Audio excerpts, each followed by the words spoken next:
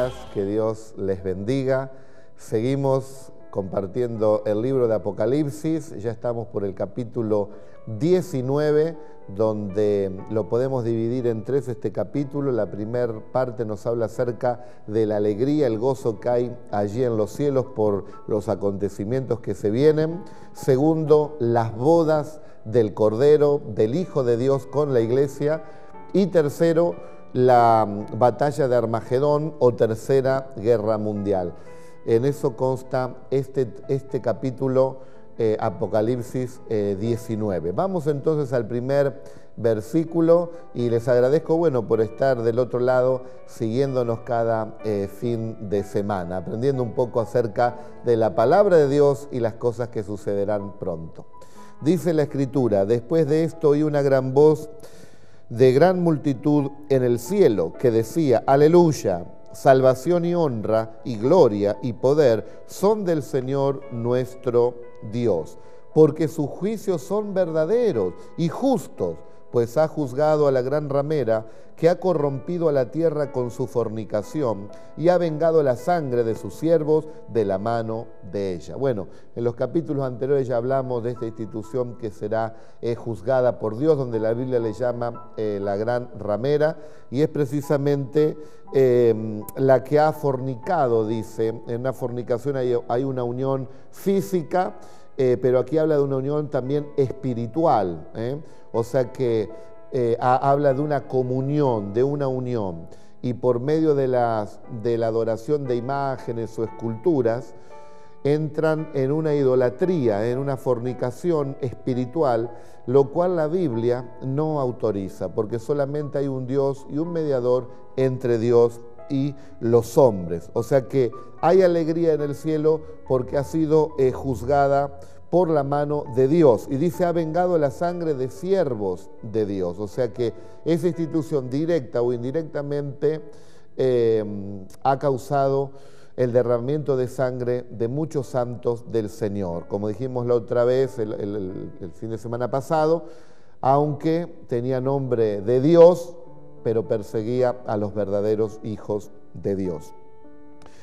Dice también el verso 3, otra vez dijeron aleluya, y el humo de ella sube por los siglos de los siglos. O sea que será un juicio que caerá sobre esa institución que va a ser eterno, nunca más se levantará. Dice el verso 4, y los 24 ancianos y los 4 seres vivientes se postraron en tierra y adoraron a Dios que estaba sentado en el trono y decían: amén, aleluya. Ya hemos enseñado que esos 24 ancianos representan a la iglesia de Jesucristo que fue arrebatada ya para esos días, y unida también a los 4 seres vivientes que están ahí cerca del trono de Dios, alabando y glorificando el nombre de Dios. Hay júbilo porque se acerca la venida del Señor Jesucristo a la tierra, y ven los juicios de Dios que son justos y verdaderos, que están cayendo sobre, vieron que cayó sobre la falsa institución religiosa, que están cayendo sobre la mega iglesia que levantó el falso profeta, y están cayendo también los juicios de Dios sobre todo el poder político. Entonces los que están en el cielo alaban y bendicen al Señor. Esperemos también nosotros estar, porque pertenecemos a la verdadera iglesia de Cristo, pero hay que mantenerse en santidad, en verdad, en justicia, y firme más que nunca en este tiempo. El verso 5 dice: y salió del trono una voz que decía: alabad a nuestro Dios todos sus siervos, y los que le temen, así pequeños como grandes. O sea que todos los siervos del Señor, los que tienen una trayectoria en la predicación y enseñanza de la palabra, de todos los tiempos, que pueden ser entre comillas grandes, estarán alabando a Dios en ese tiempo. Y también los pequeños, los que quizás en esta mañana reciben a Cristo y Cristo viene en estos días, y no hay mucha experiencia de Cristo, pero hay fe, también estarán allí alabando y glorificando a Dios en esos días. Y oí como la voz de una gran multitud, como el estruendo de muchas aguas, y como la voz de grandes truenos que decía: aleluya, porque el Señor nuestro Dios Todopoderoso reina. se viene el control total de nuestro Dios a la tierra. Entonces hay algarabía también en esta multitud, que lo hemos explicado en capítulos anteriores, que representa a esa gran multitud que está en la gran tribulación y que reciben a Jesucristo en ese tiempo, y también aquellos que se han quedado, que no se han ido en el arrebatamiento, pero que se han consagrado a Dios, que en esos días dieron la vida por Cristo y se salvaron y pertenecen a esa gran multitud, junto con los 24 ancianos que representa la iglesia arrebatada y junto con los seres angelicales que están allí en el cielo. Todo el cielo, podemos decir, alaba y glorifica el nombre de Dios. Algunos piensan que el cielo es aburrido. En el cielo hay cosas que ojo no vio, ni oído yo, ni han subido al corazón del hombre. No te imaginás lo que Dios preparó para aquellos que le aman. Y se llega al cielo nada más y nada menos que por medio de una palabra tan cortita, por medio de la fe. ¿En quién? En Jesucristo, el Hijo de Dios. Era, el que es, y que, como vamos a ver en este libro, vendrá otra vez. Dice el verso 7, gocémonos y alegrémonos y démosle gloria, porque han llegado las bodas del Cordero. Y dice, y su esposa se ha preparado. Hay que prepararse en este tiempo. La iglesia verdadera, la que anda en la santidad de Dios, en la palabra de Dios, no solamente que la oye, sino que la pone por obra, es la que se está preparando. La Biblia dice que la esposa se ha preparado para ese momento. Y también nos habla la Escritura en Efesios 5, 25 al 27, Cristo amó a la iglesia y se entregó a sí mismo por ella para santificarla, habiéndola purificado en el lavamiento del agua por la palabra, a fin de presentársela a sí mismo, escuche, una iglesia gloriosa, que no tuviese mancha ni arruga, ni cosa semejante, sino que fuese santa y sin mancha. Esto no es legalismo, esto es obedecer la palabra del Señor. Dice también, bueno, en el texto hebreo, en el original nos habla de nunfe, que significa precisamente esposa. O sea que en esos días ya se produce ese casamiento entre Cristo y su esposa, que no es nada más y nada menos que la iglesia. ¿Quién es la esposa de Cristo? Todos aquellos desde el momento de Cristo, que Él resucitó y han creído en Él, hasta los días que se produzca la venida del Señor, el arrebatamiento de la iglesia, todos los que murieron creyendo en Cristo serán parte de la esposa de Cristo. Y aquellos que serán arrebatados, también cuando el Señor venga en estos tiempos, pertenecerán a esa esposa. O sea que la unión de los muertos en Cristo más los arrebatados produce lo que es la esposa realmente de Cristo, sin mancha, sin arruga, pura, que no tiene de qué avergonzarse. O sea que se celebrará en ese momento esa ceremonia nupcial. Qué tremendo, entre Cristo y su iglesia. El verso 8, y a ella se le ha concedido que se vista de lino fino, limpio y resplandeciente, porque el lino fino es las acciones justas de los santos. O sea que aquí la iglesia ya está perfeccionada, limpiada, perfecta, delante de nuestro gran Señor y Salvador Jesucristo, como esposa de Él, con cuerpos glorificados, cuerpos eternos, para estar toda una eternidad juntamente con nuestro Señor. Bueno, ahora comienza a hablar acerca de las cenas de las bodas del Cordero.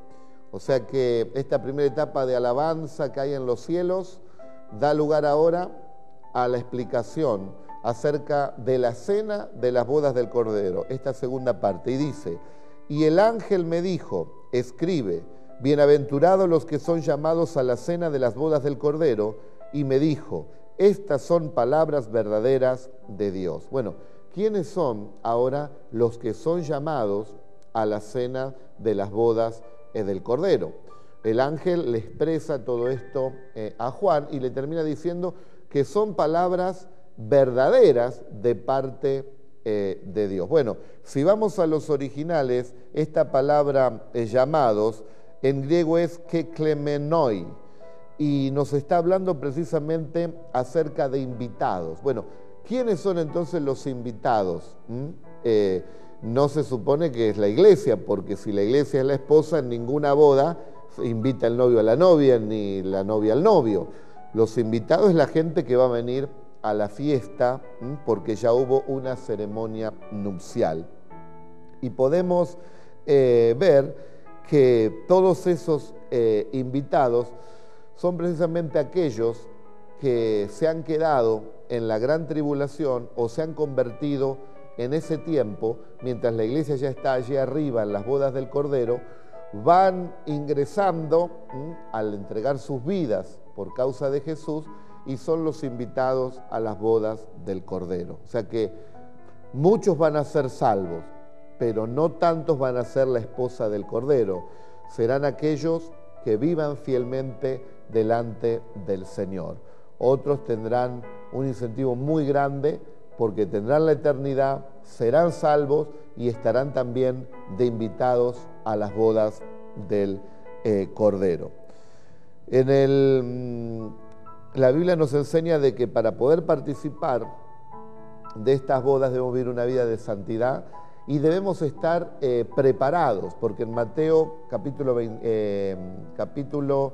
24, sí, verso 44, nos habla Jesús diciendo: estén preparados porque a la hora que menos lo piensen, vendrá el Señor. Es que el tema del arrebatamiento de la iglesia no va a venir con aviso. La Escritura nos habla que será como un lazo para toda la humanidad. La gente quedará sorprendida de lo que pasó. No viene con aviso. El pueblo de Dios sabe que pronto va a suceder. También la Biblia nos dice que debemos ser hallados dignos de escapar y de estar en pie delante del Hijo de Dios en Lucas 21:36. O sea que es para personas que están en este tiempo buscando a Dios, oyendo la palabra, guardando la palabra y viviendo una vida de santidad. Mucha gente dice: creo en Dios, creo en Jesucristo, aún dice: soy evangélico, pero vive como quiere. No es ser evangélico cristiano de palabra, sino que hay que vivirlo y que nuestros hechos hablen aún más que nuestras palabras. Así que debemos estar preparados más que nunca en este tiempo, porque lo que se viene para la verdadera iglesia son cosas gloriosas y estamos esperando realmente al Señor. También uno de los requisitos es esperar la venida, amar la venida de nuestro gran Señor y Salvador Jesucristo. Esto está en 2 de Timoteo 4:8. En el verso 10 dice: yo me postré a sus pies para adorarle, y él me dijo: mira, no lo hagas. Yo soy consiervo tuyo y de tus hermanos que retienen el testimonio de Jesús. Adora a Dios, porque el testimonio de Jesús es el espíritu de la profecía. Acá el ángel que le está revelando todo al apóstol San Juan le prohíbe primeramente que lo adore, porque la Biblia nos enseña que al Señor tu Dios adorarás y a Él solo servirás. Dios solo es digno de adoración. ¿Cuánta gente adora tantas cosas o a tantas personas? Y la Biblia nos enseña que debemos adorar solamente a Dios. El ángel no le permite a Juan que lo adore. Y también le declara que él es un siervo, así como él y todos los hermanos verdaderos. O sea que tenemos algo en común con los ángeles, el servicio, ya que él le dice a Juan: soy consiervo tuyo, servimos al mismo Dios. Pero entre los ángeles no se llaman hermanos porque es otra clase de creación, la que ha hecho Dios entre los ángeles y nosotros, los seres humanos, que al convertirnos a Cristo somos hijos de Dios. Por eso entre los creyentes nos llamamos todos hermanos y tenemos un solo Padre.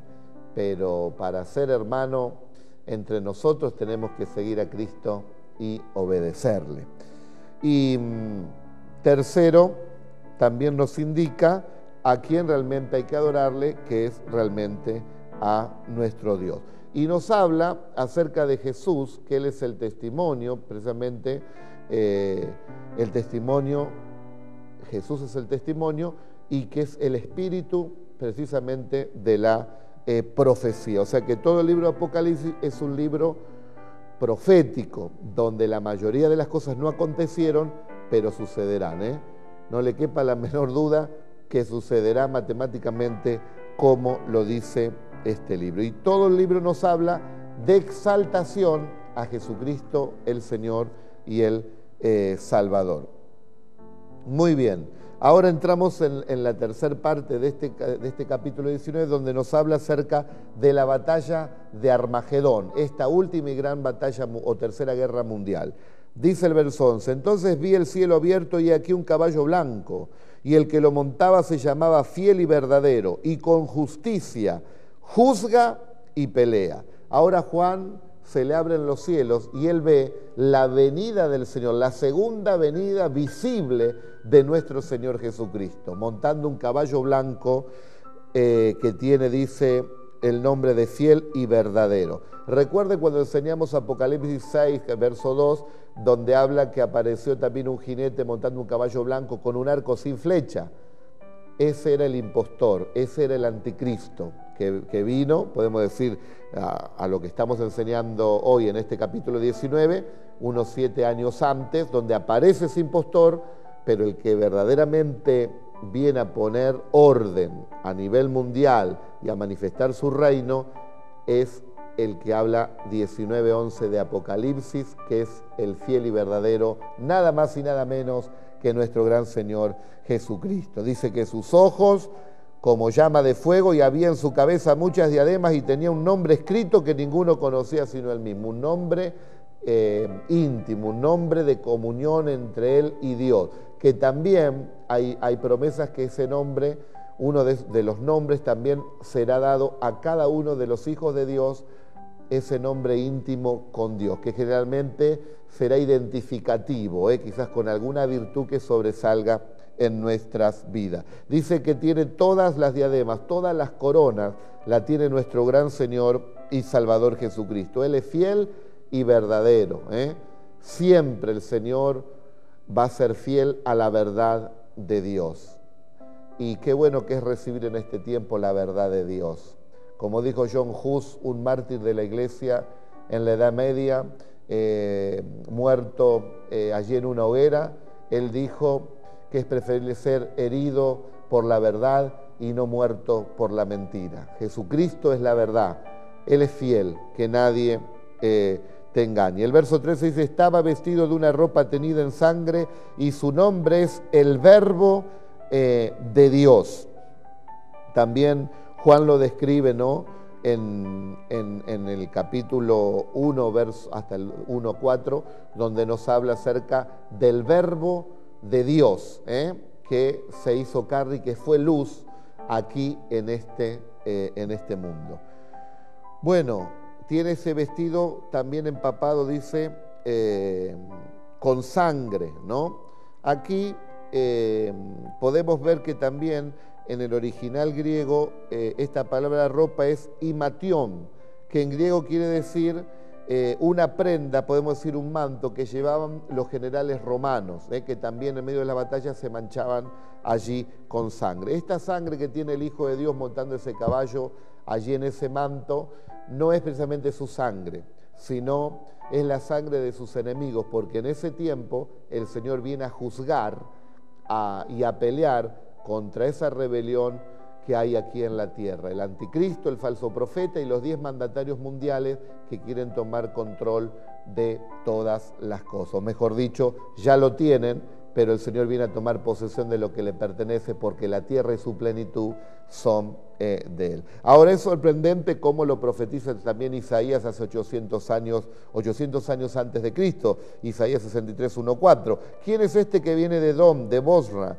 con vestidos rojos, hermoso en su vestido que marcha en la grandeza de su poder? Yo el que hablo en justicia, grande para salvar, porque es rojo tu vestido y tus ropas como del que ha pisado el lagar.